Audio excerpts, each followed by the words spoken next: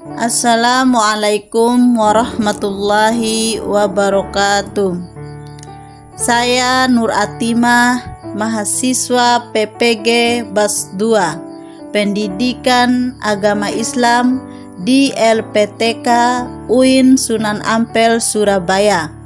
Hari ini saya akan menjelaskan materi tentang beriman kepada kitab-kitab Allah. Adapun tujuan pembelajarannya, peserta didik mampu menjelaskan makna iman kepada kitab-kitab Allah dengan benar, serta memiliki rasa ingin tahu terhadap sejarah kitab-kitab Allah dan terbiasa membaca Al-Quran setiap hari. Definisi iman kepada kitab-kitab Allah. Iman kepada kitab-kitab Allah adalah meyakini dengan sepenuh hati bahwa Allah telah menurunkan kitab-kitabnya sebagai pedoman hidup bagi umat manusia. Kitab-kitab ini berisi ajaran, petunjuk, dan hukum-hukum yang membawa manusia kepada kebahagiaan di dunia dan di akhirat. Selanjutnya, kitab-kitab Allah itu ada 4 macam.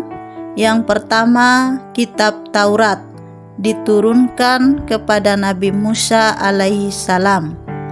Taurat adalah kitab suci yang diturunkan Allah kepada Nabi Musa yang berisi ajaran dan hukum untuk membimbing umat menuju kebahagiaan di dunia dan akhirat.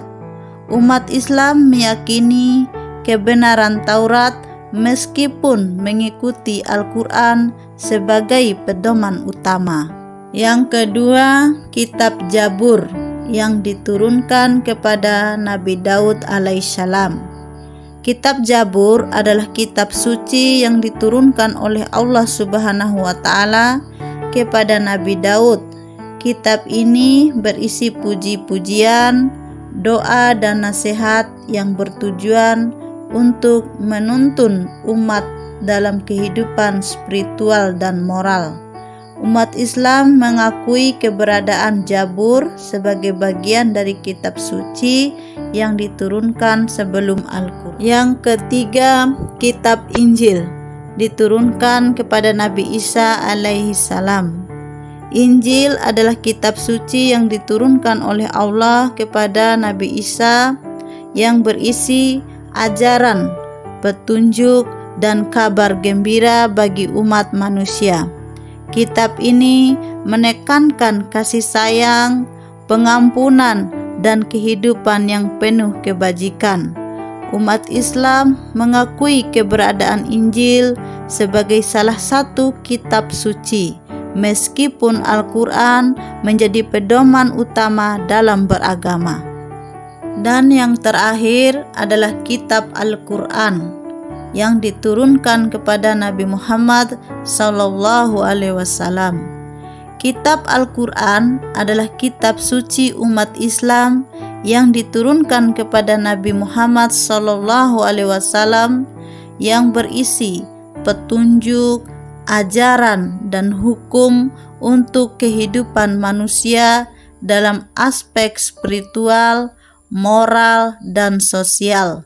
Al-Quran juga menyajikan kisah para nabi dan prinsip akhlak. Umat Islam meyakini Al-Quran sebagai wahyu terakhir dan paling lengkap dari Allah Subhanahu wa Ta'ala. Selanjutnya, fungsi kitab-kitab Allah. Yang pertama, sebagai petunjuk hidup. 2. Membimbing manusia menuju jalan yang benar. Dan yang ketiga, menegaskan kebenaran kitab-kitab sebelumnya. Allah Subhanahu wa Ta'ala berfirman dalam Al-Quran surat Al-Jasiyah ayat 20. Mari kita baca sama-sama. A'udzu billahi minasyaitonir rajim. Bismillahirrahmanirrahim. هذا بصائر للناس وهدى ورحمة لقوم يوقنون. Yang artinya, Al-Quran ini adalah pedoman bagi manusia, petunjuk dan rahmat bagi kaum yang meyakini. Hikmah beriman kepada kitab-kitab Allah. Yang pertama, menumbuhkan keimanan yang kuat. 2. Meningkatkan rasa syukur. 3. Mempererat toleransi. Dan yang terakhir, mendorong untuk belajar mengamalkan isi Al-Quran. Cara penerapan iman kepada kitab-kitab Allah dalam kehidupan sehari-hari. Yang pertama, membaca Al-Quran. Yang kedua, tolong-menolong. Yang ketiga, saling menghormati.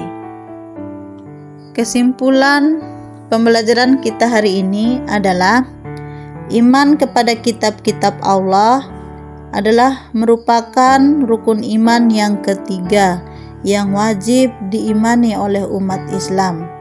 Kitab-kitab Allah berfungsi sebagai pedoman hidup manusia dan membawa ajaran yang mulia untuk kebahagiaan di dunia serta di akhirat.